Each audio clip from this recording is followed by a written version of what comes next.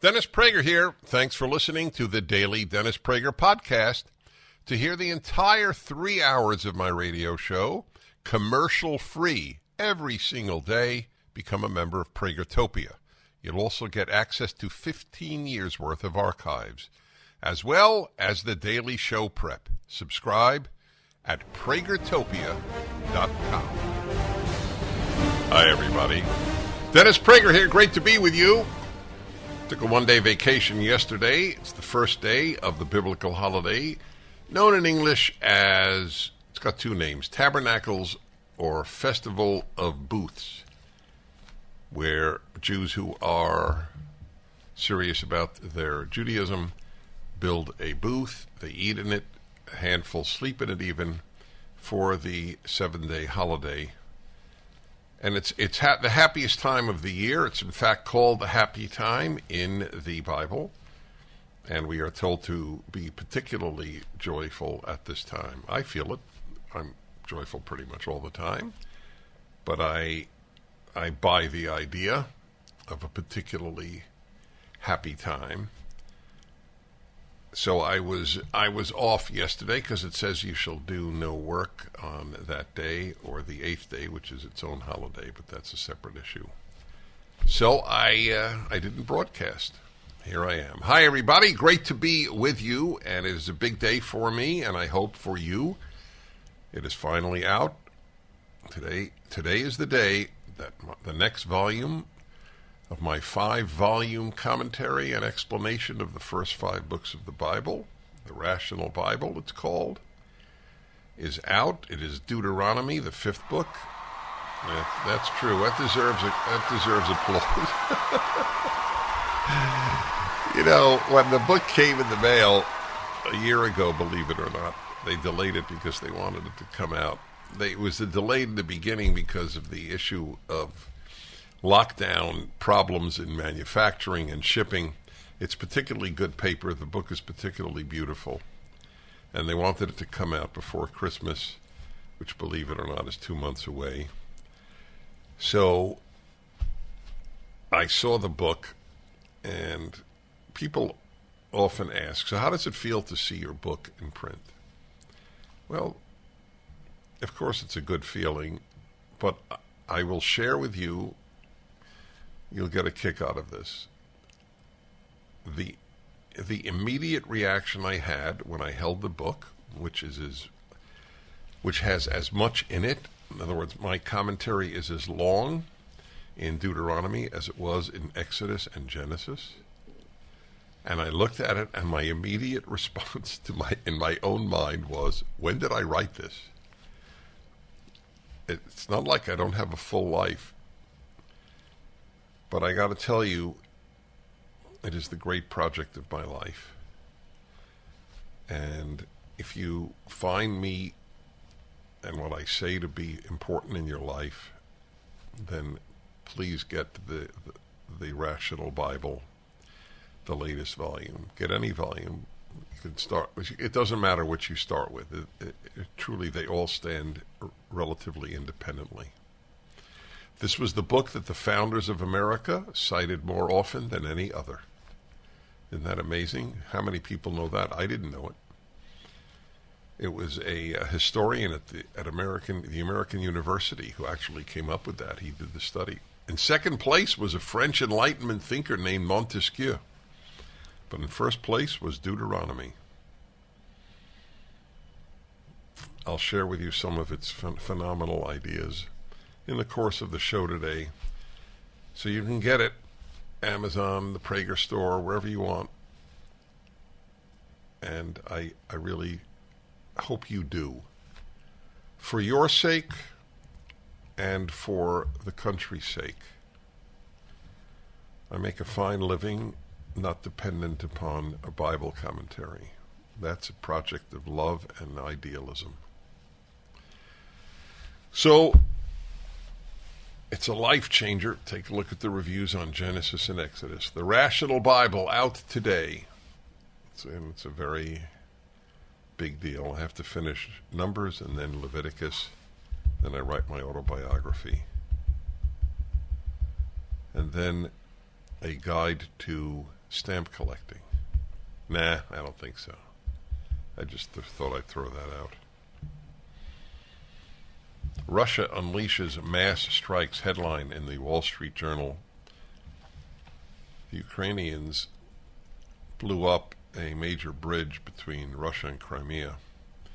And Putin is very angry. So they blew up a bridge and he blows up people. Random missile strikes on cities, very much like Hamas tries to do with Israel. Let me kill as many Israelis as possible. Let me kill as many Ukrainians as possible.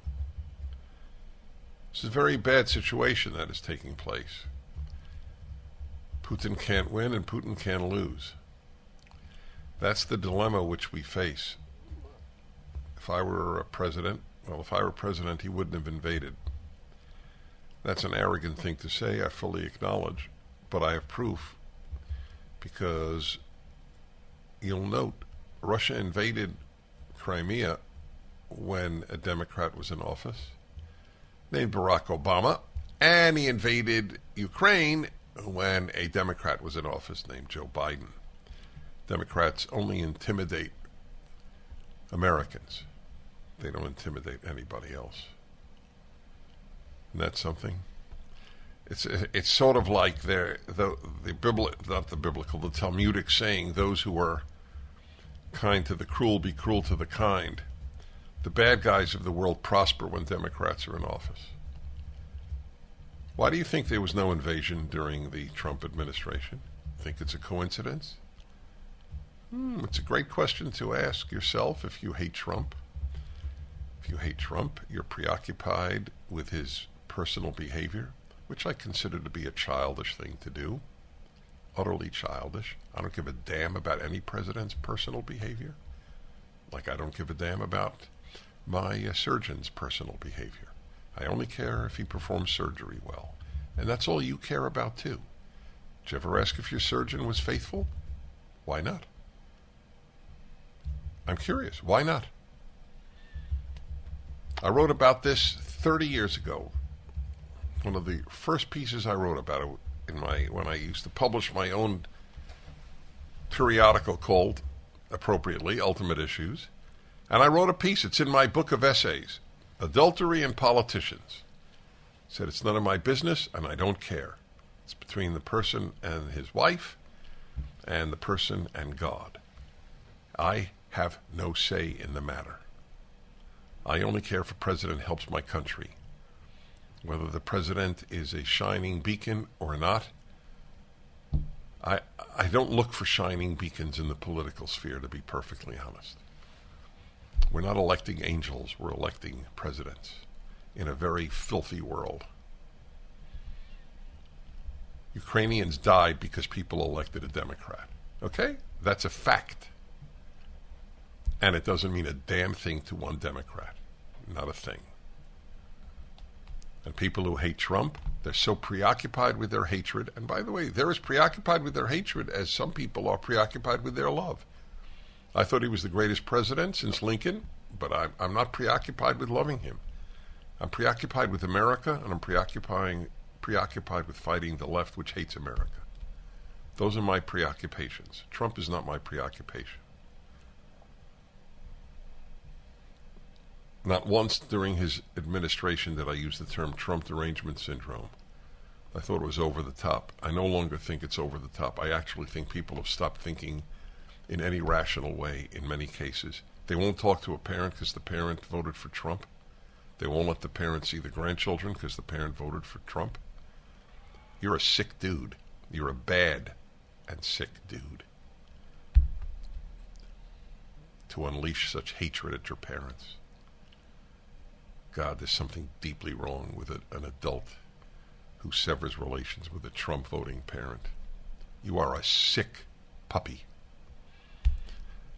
A level of narcissism that is so deep, I can't even imagine it. It is as deep as the ocean. My feelings are all that matter. Well, of course it is. I suspect that 99% of the adults who don't speak to a parent because of their politics don't take the the idea, honor your father and mother seriously. It's an antiquated code called the Ten Commandments. So, back to the Russia issue. He invaded only under Democrat presidents or Democratic presidents, whichever term you use. He didn't invade while Trump was in office. Oh, but he had a press conference in Reykjavik. Remember that? That's what preoccupies the fools on the left, which is redundant. His press conference with Putin. When did Putin invade Ukraine? New York Times. Under Democrats or a Republican? History repeats itself, and we're seeing that play out with inflation. When Jimmy Carter took office in the late 70s, gold sold for $140 an ounce. By 1980, the price of gold topped out at $870 an ounce. If today's market performs like it did when Carter was in office, the price of gold could skyrocket from $1,800 an ounce to $9,300 an ounce. This is Dennis Prager for AmFed Coin and Bullion. Don't miss out on a great opportunity to purchase precious metals while the prices are still stable. If history repeats itself, we'll see a run on gold, silver, and platinum that will certainly drive up prices. Be smart and buy now, as I am. At AmFed, you're dealing with specialists who provide you with personalized attention, honest information, and sound advice. You'll never be pressured into buying outrageously priced so-called collectible coins or anything that you don't need. Take advantage of today's prices. AmFed Coin and Bullion, 800-221-7694. AmericanFederal.com, AmericanFederal.com. Let me take a call. St. Paul, Minnesota. Scott, hello. Hi, Dennis. It's a pleasure to talk to you. And, I just wanted to tell you that my mom's been a lifelong Democrat here in Minnesota, a Humphrey Democrat. And when I have conversations with her and let her know about some of the things going on in the country without bringing up political party, either by their inaction or their actions, she just says, that breaks my heart. But what really frustrates me is she's going to booth and pull the lever for every Democrat on the ticket. I wish there were a lever to pull at this point. Well, there is actually, yeah, because they're voting machines. Yeah, I wish she could punch a hole. But anyway, that doesn't respond to you. I'll respond to you. Your mother is probably a liberal, not a leftist. Is that fair to say? I would say. Well, you said that. You said she's a Humphrey Democrat. Humphrey was not a leftist. Humphrey was a liberal. So, the liberal, ask your mom what. Well, you all I want you to do is honor her because she's your mother. But I would ask her, as a liberal, tell me what you believe in. And the odds are everything she believes in is conservative. She will vote Democrat because liberals have been led to believe that their enemy, their implacable, permanent enemy is the right. That's what they believe. Mm-hmm. They don't actually believe in liberalism. If they did, they would vote Republican. The Republican Party has liberal policies. The Democratic Party has left-wing policies. I came to that realization. I was a lifelong Democrat until Reagan, and he turned me around in one sentence. Government is not the solution, it's the problem. And voila, since I realized all the genocides of the 20th century were made possible by governments, I realized maybe he's right. Maybe big government is a curse. So there's no way to change your mother. There is no way. But it's still interesting to ask her. So, Mom, tell me your 3-4 core beliefs. Or ask her. I have a column of 32 questions to ask to find out if someone's liberal or left. Ask her if she thinks Columbia University having a black graduation and a black dormitory is part of her liberalism. Just ask her that. Okay. And let me know what happens. Hey, Mom, you think men give birth, Mom? You think an 18-year-old should be able to decide to have a surgeon cut off her breast because she says she's a boy, Mom? What do you think about that, Mom? You think kids are not born male or female? That's the position of the American Medical Association, Mom. What do you think of that? Of course, if you really want to get into the weeds, hey, Mom, how come Putin only invaded Ukraine under Democratic presidents and not under Trump? Boy, would I like to hear a Democrat's answer on that one. Well, I really would. I'm not even interested in arguing with them. I would just like to know how they confront reality. What they would say to a pretty powerful point. What Russia's doing in Ukraine. I also asked the whole time, what effect is this having on China, on Xi, the thug who runs the largest population in the world? He's a 2-bit Maoist thug. The whole Communist Party of China is thuggish. God, to have a picture of Mao behind them at their conferences, it's like having a picture of Hitler behind you. The greatest mass murderer in the history of the world is venerated by the Chinese regime. Do you understand what that says? You know how morally putrid that is? A giant picture of the greatest mass murderer. He was a personal sadist. I don't believe that Hitler and Stalin were. They were pure evil. But Mao added a personal level of sadism to his repertoire of evil. One of the most, it's on my list. Where is my list of 10 books that most affected me? Where is it? I know it's on my website, but where can people find it? About Dennis? So one of them is, what is it called? The Secret Life of Mao? You want to give me I want people to know the title. Book is very, very long. It's 1,000 densely condensed. You just sold it. I just sold it? You just sold the book. 1,000 dense pages. Everybody's going to pick it up. Oh, I see. I blew it. Yeah. So, well, he's right. Telling you it's 1,000 dense pages is not going to elicit great. The unknown story. Mao, the unknown story. Yeah. Okay. So let me say this.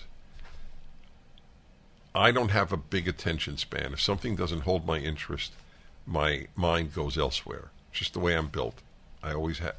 Maybe I would have been diagnosed with ADD if I were a kid, and all these other diagnoses that are usually unhelpful. However, I read every word of that book as if it were a compelling novel. So I just want you to know that. But the authors, one Chinese and one Brit, the authors make clear that Mao actually developed methods of torture. Yeah. Because he knew the only way to get into power as a tiny group called communists in the 1930s and 40s was to terrorize people, and torture is a very good form of terror. So he figured out ways of torturing people. And they have his picture up. What does this have to do with Ukraine? Very simple. They're watching to see how Putin succeeds and how the world reacts to him invading Ukraine to determine whether they'll invade Taiwan with the same exact argument. It's part of China. We will return. I'm Dennis Prager. The Dennis Prager Show. Illegal drug trafficking has turned our southern border into a war zone, a war that no one wants to talk about, so that's why I urge you to see Border Battle, the new 6-part limited documentary series from Turning Point USA that exposes the sheer evil and inhumanity of drug cartels and the illegal drug trade. How the drug fentanyl, the cartel Jalisco New Generation, and the Sinaloa cartel have created the worst overdose death crisis in American history. We've never seen this before in the history of our country. Hear directly from Drug and Border Patrol agents about the horrific conditions along the border and what life is really like on the front lines. Watch Border Battle now. Download the full 6-part documentary series at salemnow.com. Use the promo code Prager to get 20% off. That's salemnow.com. Don't forget to use the promo code Prager for 20% off. Hi, everybody. Welcome back. It is very, very important. It's unbelievably important whom we elect in this country. So the general lack of appearance of people running for office or in office on my radio show is no reflection on, or no indication that I don't extremely value who they are. But my task, we all have different tasks. Mine is to remind people the damage the whole Democratic Party does, not any given candidate. It is irrelevant who the candidate is in most cases. The Democratic Party is ruining the country, period. But some races I like to highlight. One is for Attorney General of the largest state in the Union, California. Nathan Hochman is the Republican candidate for California Attorney General, and I'm highlighting this and welcoming him on to the show because California is being ruined. The freest, most dynamic, most luxurious, most terrific, most free state in the Union is being devastated by the Democratic Party. It's almost a depressing place to live, certainly in its cities with their crime. That's why Attorney General is so important. Nathan Hochman, welcome to the Dennis Prager Show. Thank you very much, Dennis. Great to be on. So in a nutshell, tell people around the country about the crime issue in California. Certainly. There is a spiral of lawlessness that the Democrats have created and fostered. Okay, we're not. I'm sorry, Nathan. Hold on. The audio is not acceptable. I'm sorry. It's just breaking up. We'll have to. Maybe he'll have to speak by a phone. I thought it was fixed before he came on. I apologize to you folks, but this is a very important issue. So we'll have the audio in a moment. Do you know how many stores are closing down in cities like San Francisco because they're robbed so frequently? Do you know that they're robbed so frequently, 100% because of Democratic Party policies? Like, for example, if you steal $950 worth of goods, it's only a misdemeanor. Yeah? And of course, the various district attorneys and their belief that we shouldn't charge these people bail. All right, back to Nathan Hochman. I really apologize for that. Okay, how are we doing? Very well. I hope it works out. Okay, this is not good either. We have a big background noise, gentlemen. To my dear listeners, you know what, let me, I apologize. I don't know why this has not been set beforehand. I live in a state of frustration often, but c'est la vie, as they say. What is happening in California, and for that matter, Philadelphia, New York, and people will still vote for the party that produces this damage in people's lives.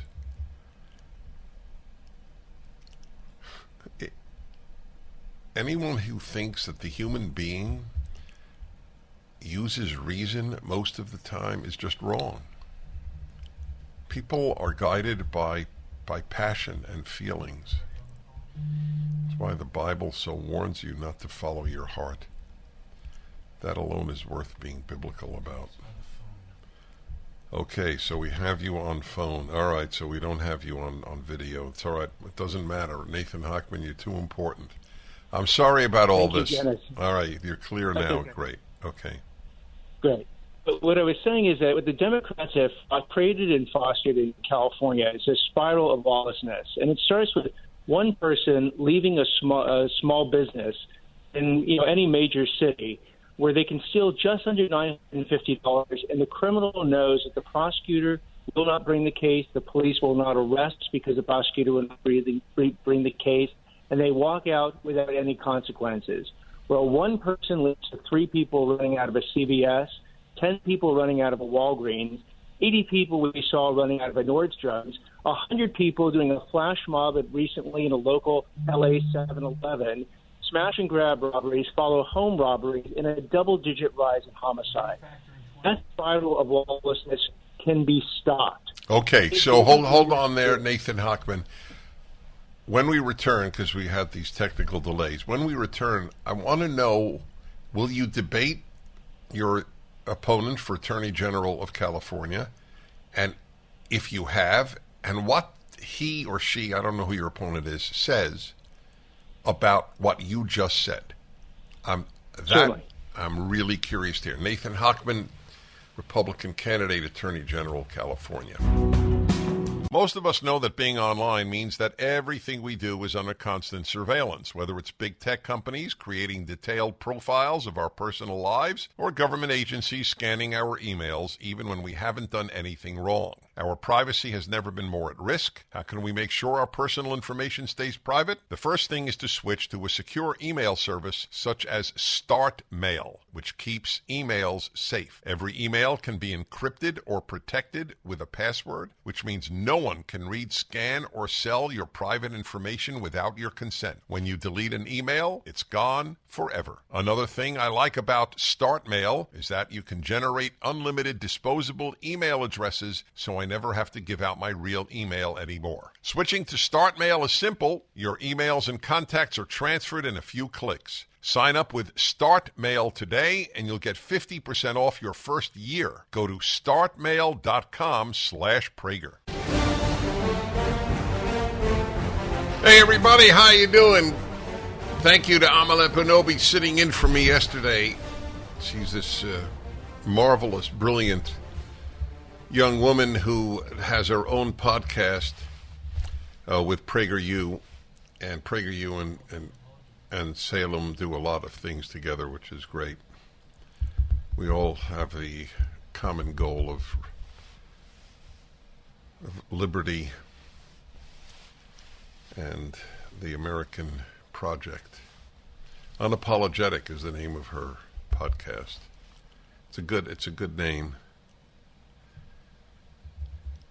She has a great story, by the way. She has a white mother and a black African father, very similar to Barack Obama's story, because the black African father sort of left her life.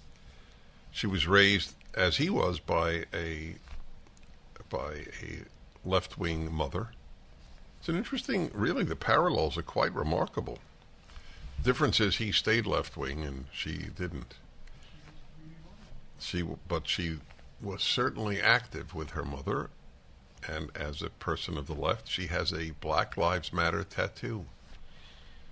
I told her to never get rid of it. It certainly helps fundraising for PragerU when she shows that tattoo. Correct, Mr. Producer? It's pretty authentic that you have made a change in your life when you can show a tattoo of the other side. And then we did a podcast. I do a podcast, by the way, for Salem. And it's out already? Good, it's Tuesday, it's up. This week's is up. I do one with Julie Hartman, this phenomenon that I have, that I met and have gotten very close to. It's called Dennis and Julie. I have no doubt you will be hooked if you listen. There's a 50-year difference between us, which in and of itself makes it fascinating. So it's particularly relevant to people of any age.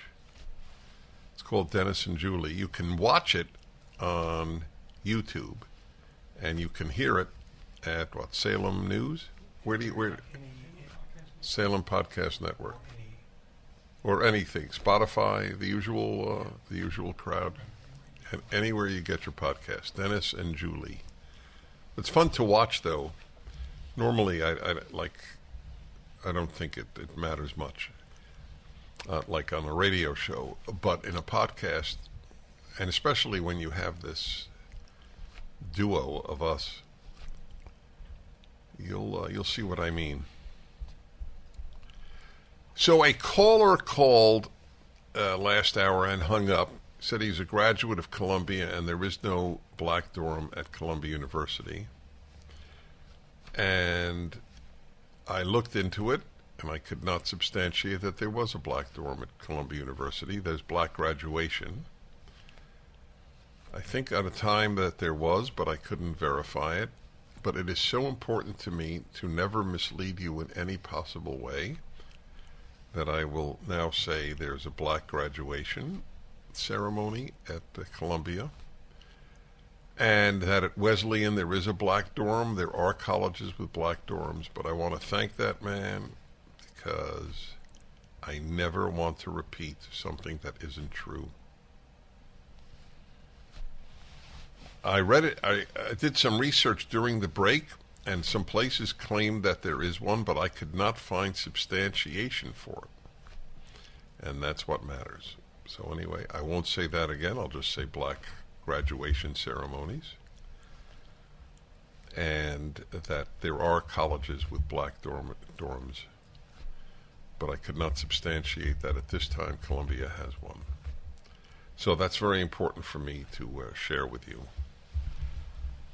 So the New York Times, is it today? Is this piece from today? Yes. So October 11th is today, yeah.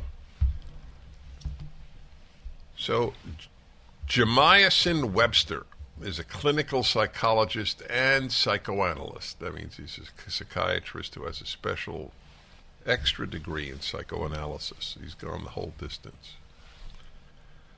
Teenagers are telling us that something is wrong with America. That is the title of the piece in the New York Times.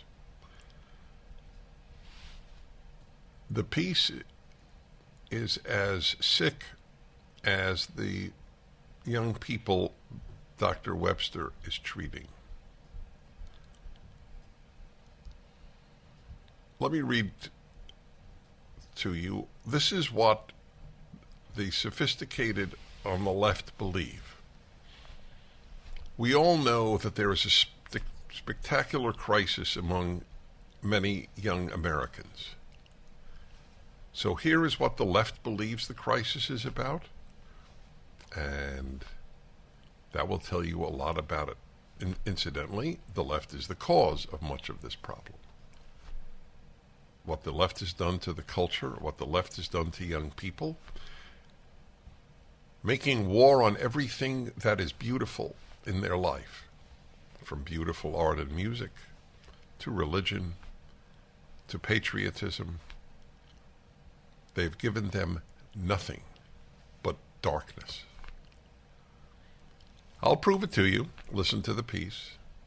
Teenagers are notoriously suggestible to peers who buffer their nascent sense of self. So the 54% increase in suicides in the 10 to 24 age group between 2007 and 2020, that's before the lockdowns. I never say before COVID. COVID's not the culprit, the lockdowns are the culprits. So again, a 54% increase in suicide among Americans aged 10 to 24 in the 14 years of 2007 to 2020 is a serious cause for alarm. On that, Dr. Webster and I agree. Listening to my patient, it was a question about an unpredictable future that seemed most salient in her suicidal ruminations. What does that mean? An unpredictable future. Do you know what that means? Does any child have a predictable future? No. I don't even know what that means, an unpredictable future. Well, we'll find out, I presume. The girl, who I will call by her first initial, B, to protect her privacy, spoke passionately. Okay, now we get it. Are you ready, folks? Why she was suicidal. Climate change. Racism and inequality. There you go. That's enough to make anybody suicidal. Why wait to drown with rising oceans when you can kill yourself today? And there's so much inequality and racism, it's not worth living. Does that sound reasonable to you? I believe the doctor is not lying. So to think that he had, how old is she? Does he say? He doesn't give her age. I assume an adolescent girl. Yeah. She's suicidal because of climate change, inequality, and racism. What else? About all the, quote, mental health, unquote, issues of her friends who are on this medication and that medication, and had eating disorders, attention disorders, self-harming behaviors, and depression. So let me ask you folks, if you're a person over 50, was that prevalent among your peers when you were a teenager? Friends were on this medication and that medication, had eating disorders, attention disorders, self-harming behaviors, and depression. Do you remember classmates having any of that? You were in Chicago, I was in Brooklyn. I don't remember anyone. So something's changed. No kidding. Her burgeoning sexuality was also greeted as a threat. How can I be a sexual woman in this environment? This being italicized. Do you get that? Her burgeoning sexuality was also greeted as a threat. Back in a moment. The Dennis Prager Show.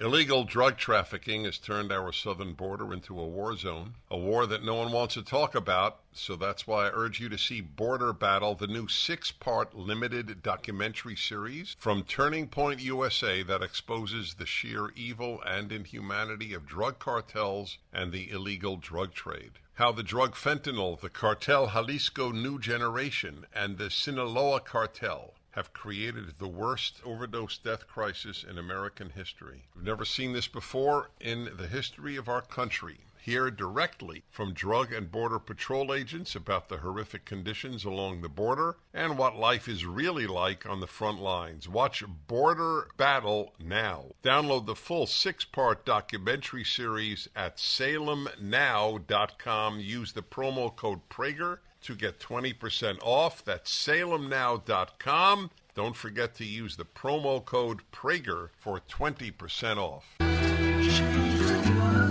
Well, everybody, I'm reading to you a piece in the New York Times today, Why Kids Are So Troubled, by a psychiatrist, psychoanalyst, psychologist,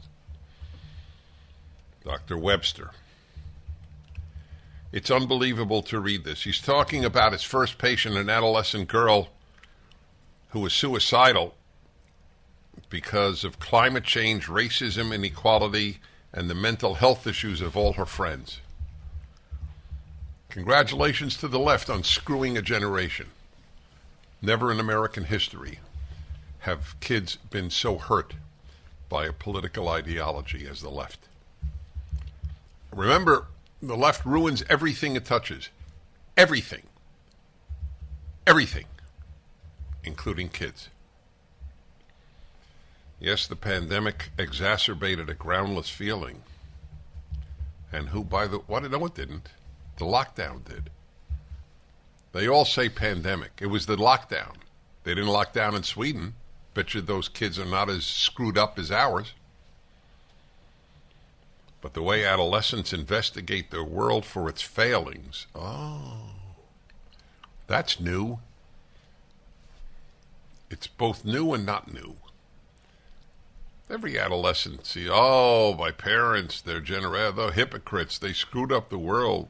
It's a common thing, but it's much more today. They touch an open wound in this country. What happens when we realize the escalator? Are you ready? This is the open wound. Ready, folks? What happens when we realize the escalator, so crucial to the American dream, didn't go anywhere? Wow.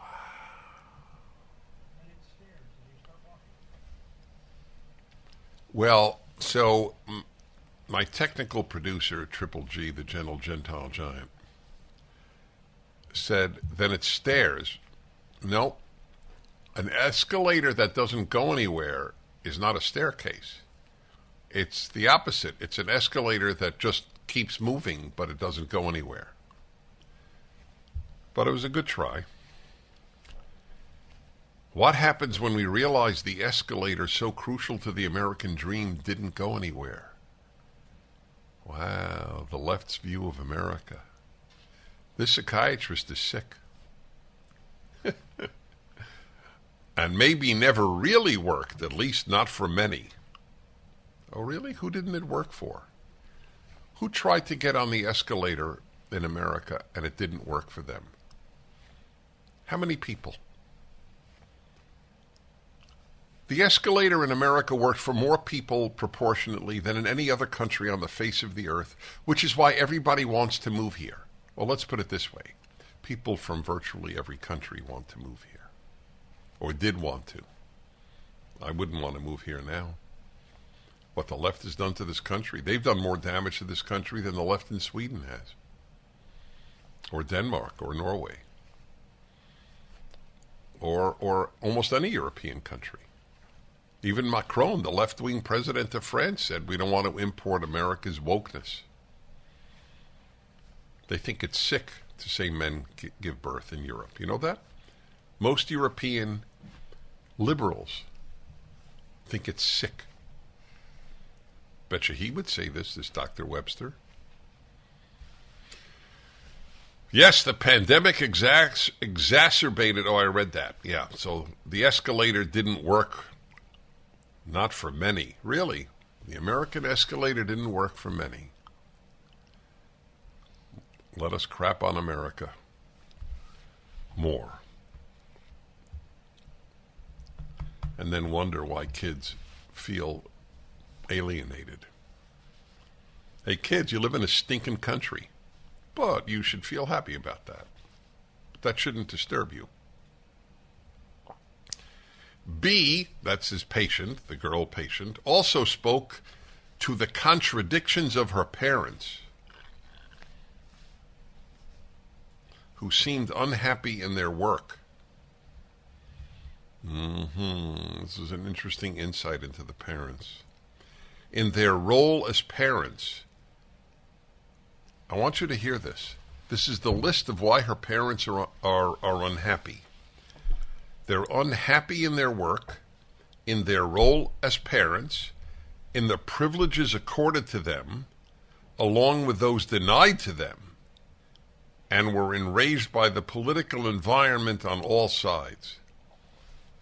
I don't understand what the hell he's talking about. Just think about it. The parents are unhappy about the privileges accorded to them, along with the privileges denied to them. If this is an accurate depiction of the girl's parents, I feel bad for this girl. They're unhappy in their work. I'd like to know about that. This is from the girl's perspective. Yes, this is the girl's perspective. Exactly correct. Well said. That's right. Yep. In their role as parents, they're unhappy in their role as parents, and they're unhappy in their work. If the girl is at all accurate, she just has unhappy parents. It might be one of the rare examples of the unhappy married to the unhappy. B wants to move to the countryside and raise dogs. That's beautiful. That is one beautiful life. Quote, beautiful, innocent, fluffy dogs, just like mine. She doesn't want to work or make money or have children or be with anyone really. Another victory for the left. That's right. She doesn't want to work, make money, have children. She wants to go with fluffy dogs. She wants to go to a safe, what is it? Safe space, yeah. I made a movie on that, I should know. Many adolescents I see immediately want to exit the world stage, as if all options are already on the table, played out, disenchanted, and the only choice is to disappear.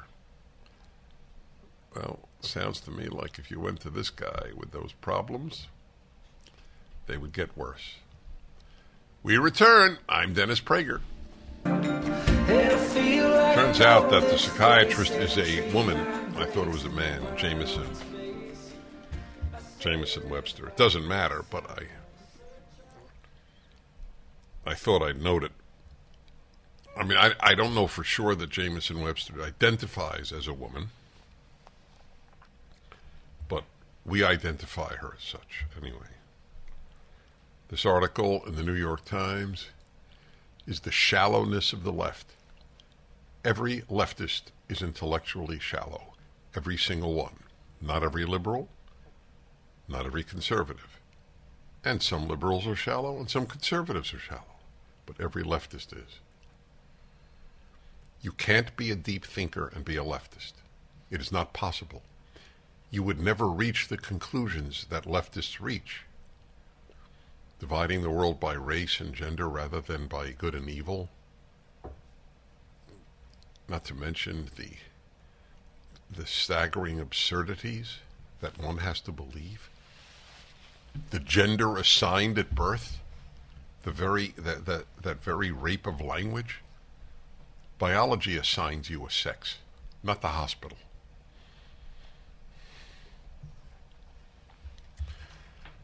We continue here. She's talking about her adolescent girl patient who was suicidal.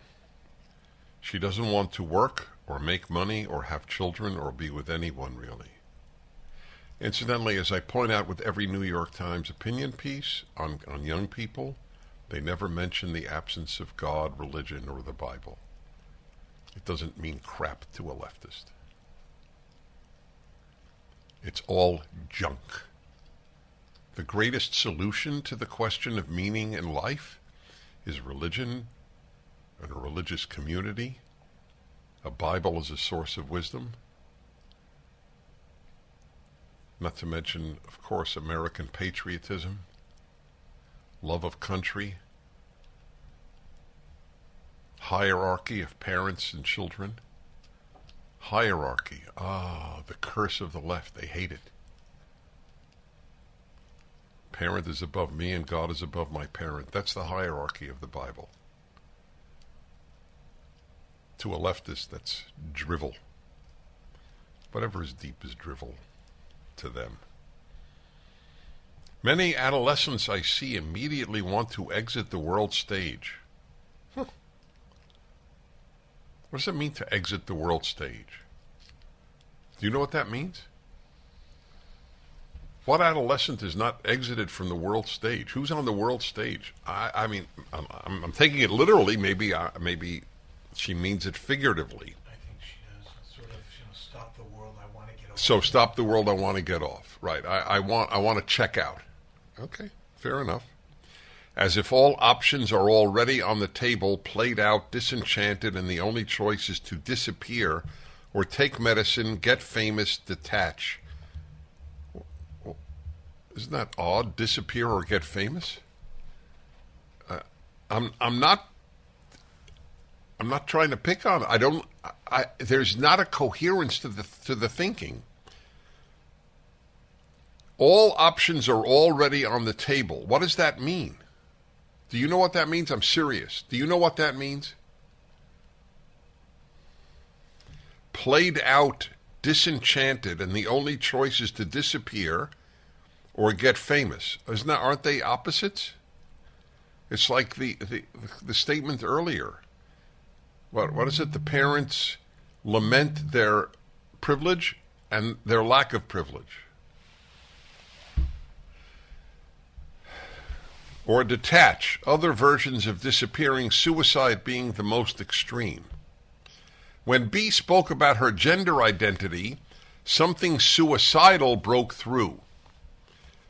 The pressures, contradictions, and vulnerability of being a girl felt too much. This is the product of weak children. The pressures of being a girl. Boys don't have pressures on being a boy. Isn't adolescence tough for every adolescent? Isn't that the point? Hasn't that always been the case? But now they're suicidal over the pressures, especially girls apparently. Although I think boys commit suicide more, girls try it more, and boys succeed more. I think that's the issue. The pressures, contradictions, and vulnerability of being a girl felt too much, and she would double over in my office, saying she had her period. This is very strange stuff. To double over in the psychiatrist's office because you had a period. Does she explain why? As if to demonstrate something unbearable about verging on womanhood. Holy crow. The weak children that have been developed. Well, they're raised by children. Maybe that's a big part of the problem.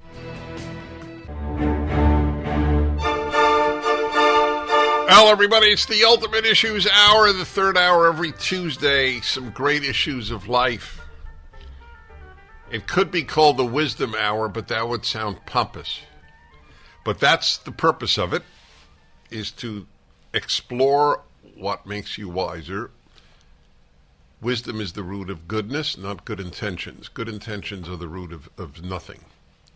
Absolutely nothing. They are the root of evil just as much as they are the root of good. Just thought you'd want to know about that. The root of goodness, actually there are a few roots. One is gratitude, but the other is wisdom, because if you don't have wisdom, you can't figure out what's good. And the least wise places in America are the universities, the areas of the greatest concentration of nonsense, and dangerous nonsense at that, are the universities. You know, I remember when I studied communism at Columbia. That was my field. There are very few kids studying communism. I think 7 in the entire university, because we sat around one table for our advanced seminars. And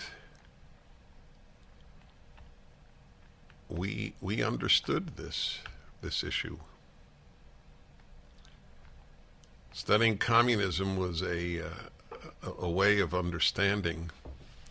As one writer wrote when I studied communism, it wasn't hard hats who supported Stalin. It was intellectuals. How do you explain that? In other words, the average church-going Joe with his guns and Bibles. Was that what Obama said? Was it guns and Bibles? That guy knew Stalin was a mass-murdering devil, diabolical figure. Religion and guns. Religion and guns, yes, thank you. The folks with the religion and guns thought Stalin was scum. The intellectuals, the secular intellectuals, they didn't. Not all, but the proportions were dramatic. But people don't draw any conclusion. Maybe given that, since secular leftists are so morally broken in their understanding of the world, maybe the opposite, maybe religiosity might give you, certainly Judeo-Christian, Bible-based, might give you the wisdom to understand better the world. So, people don't draw that conclusion. Even religious people send their kids to these secular left-wing universities. And then it's very sad because the kids are poisoned, often against them, during their sojourn at the university. That's why the university doesn't want people like me speaking there. They fear, and by the way, correctly so, that in an hour and a half a conservative speaker can undo 4 years of left-wing indoctrination because it's a bubble and it's easily burst. Today is a very big day in the ultimate issues world, if you will. It's the third volume of my 5-volume commentary and explanation of the first 5 books of the Bible, known as the Torah. Deuteronomy, the most cited book by the founders of the United States, turns out. Second place was Montesquieu, the Enlightenment, French Enlightenment intellectual. First place was Deuteronomy. I'm going to read you a law from Deuteronomy that'll give you an idea of how it challenges the contemporary moment. This is from Deuteronomy, 22:5. A woman must not put on man's apparel, nor shall a man wear woman's clothing, for whoever does these things is abhorrent to the Lord your God. That's heavy duty, isn't it? Well, I picked one that'll really annoy people. So this verse is a perfect example of either the relevance or irrelevance of the Bible, specifically the Torah. And I say the Torah because it's the basis of the rest of the Bible, Old and New Testaments, and because it is where all the laws are. There are no laws after Deuteronomy. Deuteronomy has the most, 240 of them. There are 613 altogether. So if you disagree with this, this is a perfect example of how archaic, backwards, even immoral, and certainly intolerant the Torah is, the Bible is. And if you are inclined to believe that there's more wisdom in the Bible than at the New York Times, then you will say, wow, that is incredibly prescient. So you have the choice, right? You can say it's a great thing for kids to go to Drag Queen Story Hour, or if you're Deuteronomy based, you say it's not a great thing. Men shouldn't wear women's clothing in public. What you do in private is your business. We're talking about going in public. And what's wrong with it? What would be the reason? I spend a few pages on this verse. I do it often on one verse. That's why the books are big in the Rational Bible series. So I'm going to give you a listing that I made of distinctions in the Torah. God and man, God and nature, man and animal, good and evil, life and death, parent and child, holy and profane, and male and female. Wow. That alone, my dear friends, is worthy of many Ultimate Issues hours. The Bible believes in distinctions, and the secular left does not. It's a war for or against distinctions. And that is what this law is about. Men and women are distinct, therefore they should wear distinctive clothing. That's it. That's the answer. If you don't believe men and women are distinct and should remain distinct, then men and women can wear any clothing. This is the battle in a nutshell of the modern age, of the secular left versus the Judeo-Christian world. Who was it? Were you present? Yes, I think at the Shabbat table, I think Zach told the story. A wonderful young man, just turning 40, and he was in a story. He has two little kids. He and his wonderful wife. They have two little kids, And I'm sure we're getting the story somewhat wrong, but I'm getting it somewhat right at the same time. So he was looking for a toy for the boy, and the salesperson showed him a pink doll, I think it was. And he said, no, that's for girls. I have a boy. And the saleswoman was beside herself. Isn't that interesting? It so bugged her. It was a youngish woman. And it so bugged her that this man would say that. The battle, the cultural battle in the West, and especially America, is the pro-distinctions versus the anti-distinctions world. I explain this very clearly and in detail in the Rational Bible, Deuteronomy, published today.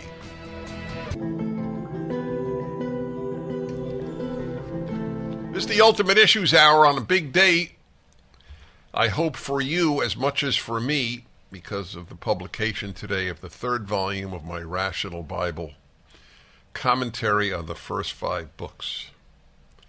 So I'm bringing to your attention one very powerful way to understand the difference between the Judeo-Christian value system and the secular left system is distinctions. So I read to you the verse that would drive the left crazy, and it would be an example of why no one should take the Bible seriously. A woman must not put on a man's apparel, nor shall a man wear woman's clothing, for whoever does these things is abhorrent to the Lord your God. Yep. Because God made distinctions, and the left wants to blur every one of them. That's the battle in a nutshell. God and man, God and nature, man and animal, good and evil, life and death, parent and child, holy and profane, male and female. There you go. God and man, obvious. Again, biblical wisdom. Garden of Eden story, and I don't care if you take it literally or not, the story is genius. It is just genius. They're living in paradise, literally paradise. But it's not good enough for them. The serpent says to Eve, hey, listen, if you eat from this forbidden tree, the only thing you're not allowed to do, if you eat from it, you will be like gods, knowing, determining good and evil.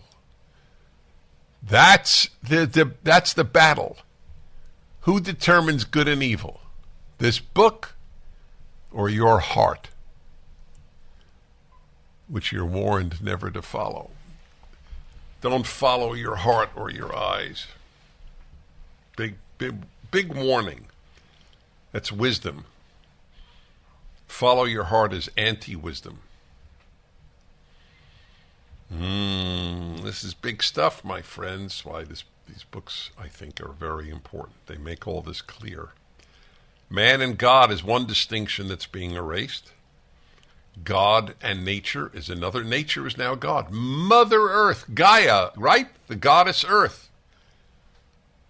There are people who put Earth above humankind. There are people who would like to say, I remember I read to you this article in the New York Times, whose opinion page is an obituary for thought and for the West. Wouldn't be so terrible if mankind became extinct. Then nature could flourish. Man and animal. That's right. Oh, that one I discovered many years ago when I asked if you would save your dog or a stranger first if both were drowning. Who's to say humans are more valuable than animals? Boy, say that on a high school or college campus.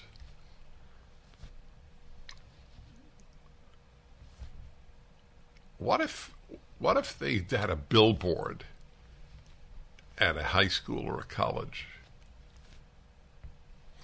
Humans are created in God's image, animals are not. How would that go over? I wonder. I really wonder. But that's an issue.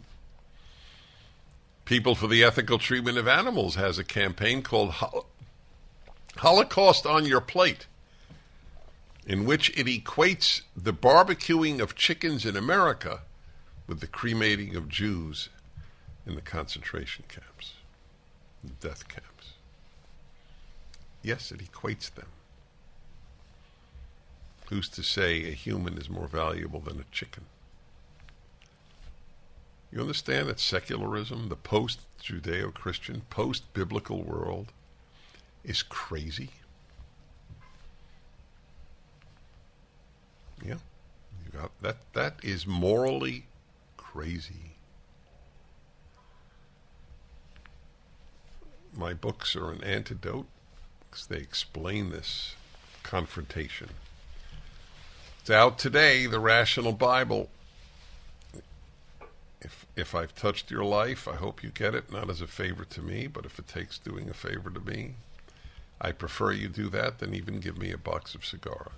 Although it's a close call. Box of cigars, get the idealistically, I'd rather you get the Rational Bible. Anyway, Deuteronomy's out today. It explains this. Humans and animals, the distinction is biblical, but it is not post-biblical. Get it? We lose all distinctions. That is a summary of the modern world. The Judeo-Christian belief in distinctions, the secular left, the progressive desire to erase all distinctions. Parent and child. Yeah, of course. You're my buddy. I'm not your parent. I'm your pal. Honor your father and mother. The only two creatures you're told in the Bible to honor are God and your parents. That's a pretty big statement on behalf of parental authority. And holy and profane. So I did a show years ago, a few years ago. San Francisco City Council voted on whether to retain anti-public nudity laws. And by one vote, they decided to keep the laws because it's not hygienic if a naked person sits on a park bench or on a bus bench. But eventually they'll allow public nudity. And I said there's only one argument against it. There is not a single secular argument against public nudity. There's only a Judeo-Christian argument. And that is, it blurs the distinction between human and animal. Animals are naked, humans are clothed. More on.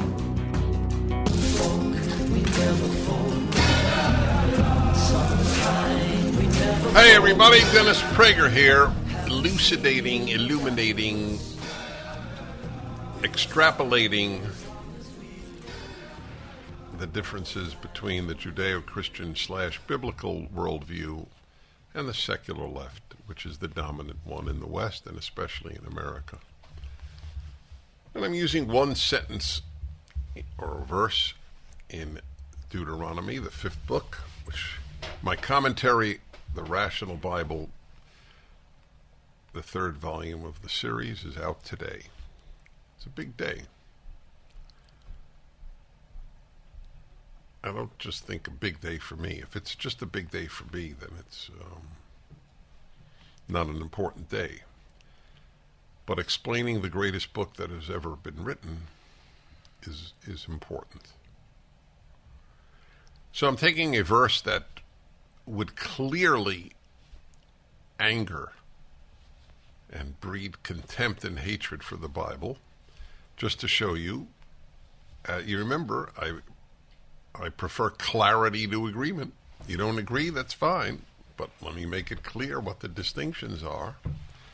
And so from my book, and I have a very long explanation of it, 22:5, a woman must not put on man's apparel, nor shall a man wear woman's clothing. For whoever does these things is abhorrent to the Lord your God. God doesn't like around messing with the divine distinctions. There are no divine distinctions in the secular world, so there are no distinctions. Men and women are the same. Man and animal are equal. Men are their own gods. There's no objective good and evil. Parents and children are equal. There's no hierarchy. That's, by the way, that's what the whole equality push is about. Blurring distinctions. Equality or equal, men and women are equal, everybody knows that. What it really meant is men and women are the same. But even just the egalitarian battle, parents and children are not equal. That's a distinction that if you blur, you're going to collapse society. There needs to be a moral hierarchy. God over man, parent over child. That's right. That's biblical wisdom. Something we are not keen on. So I gave you the list: God, man, God, nature, man, animal, good, evil, life, death, parent, child, holy, profane, male, female. Holy, profane. So I was talking to you about public nudity. Give me a secular argument. Call in. I'll send you a cigar if you can. In fact, I'll send you Sean. Sean will visit you. Either Sean or a cigar. I would take the cigar, but some of you would take Sean. So, tell me, give me one secular argument other than it's not hygienic, which is an absurdity. Give me one secular argument against public nudity. It doesn't exist. For those of you who think we could dispense with the Bible, there's just a perfect example. The very fact that there are anti-public nudity laws, the fact that there are anti-incest laws, I'll give you a whole host of examples. This is an ode to the enduring significance of the Judeo-Christian or biblical worldview. Even for many secularists, it's a tough one. Gee, why not allow people to show their genitals in public? For the religious person, the Judeo-Christian individual, or the Jewish or Christian, whichever one you want to use, whichever terminology, it's not a tough call at all. We're not animals. Animals are naked. Their genitals show. Ours don't. Or, if you will, under the holy profane. 1-8-PRAGER 776-877-243-7776. The arrogance and hubris. We could dispense with the bases of our civilization and still keep the greatness of our civilization. Big boo-boo.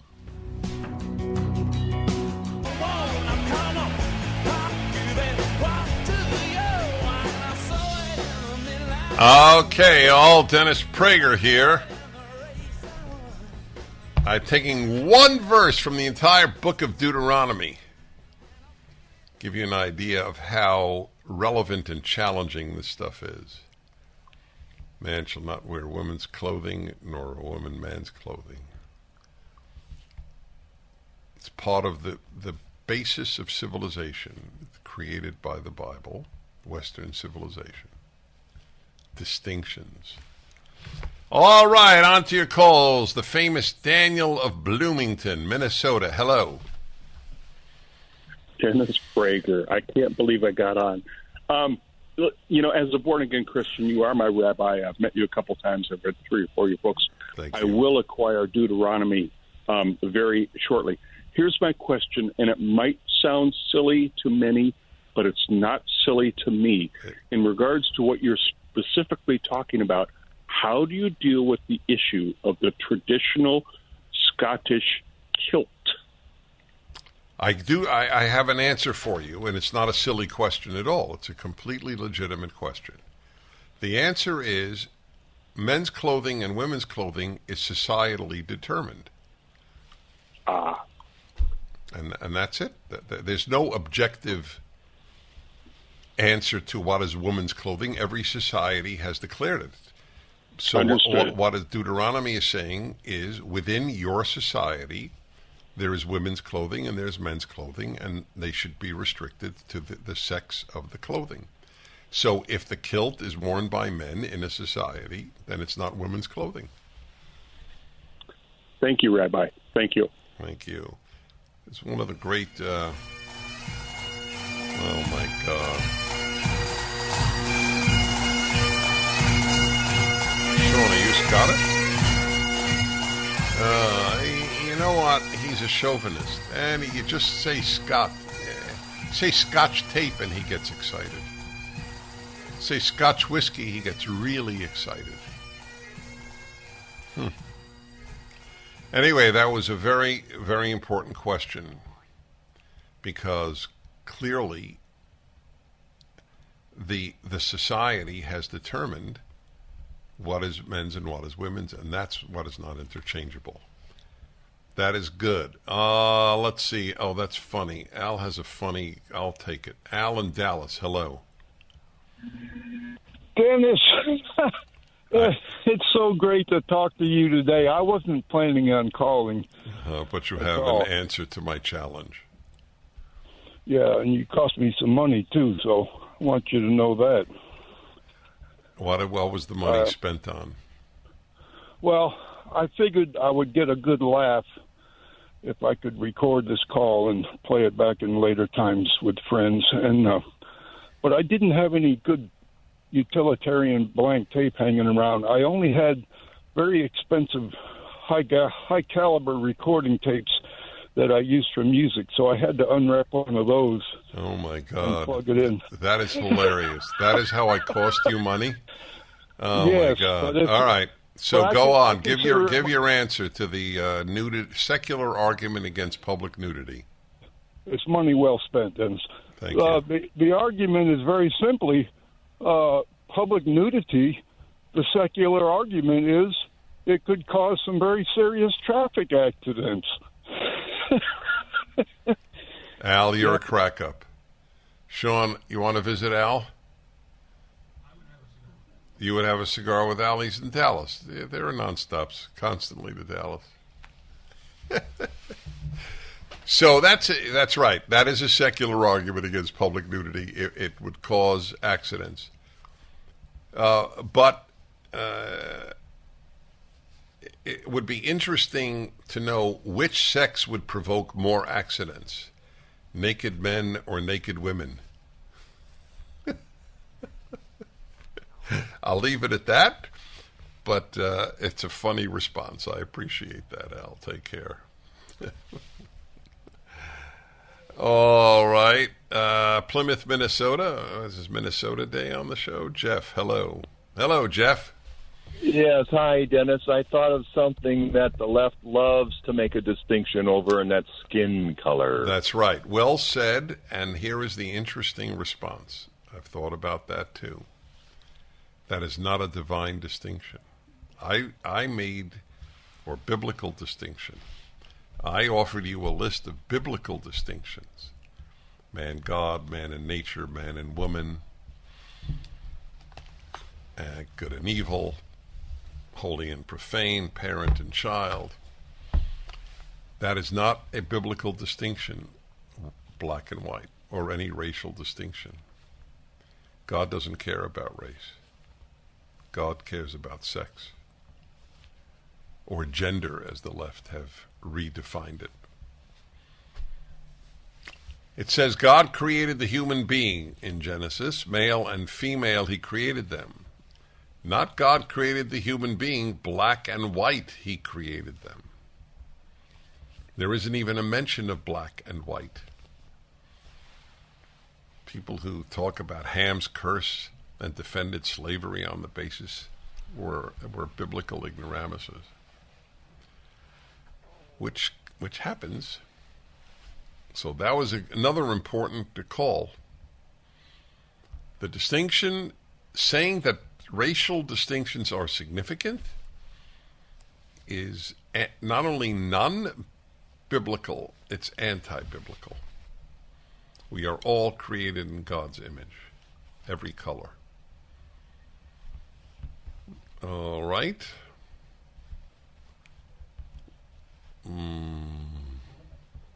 Well, okay. We're going to take a quick break. Again, my friends, I ask you to get the book that's out today, my next volume in my 10-year project to explain the first 5 books of the Bible, The Rational Bible by Dennis Prager, Deuteronomy. Dennis Prager here. Thanks for listening to the Daily Dennis Prager Podcast. To hear the entire 3 hours of my radio show, commercial-free, every single day, become a member of Pragertopia. You'll also get access to 15 years' worth of archives, as well as the daily show prep. Subscribe at pragertopia.com.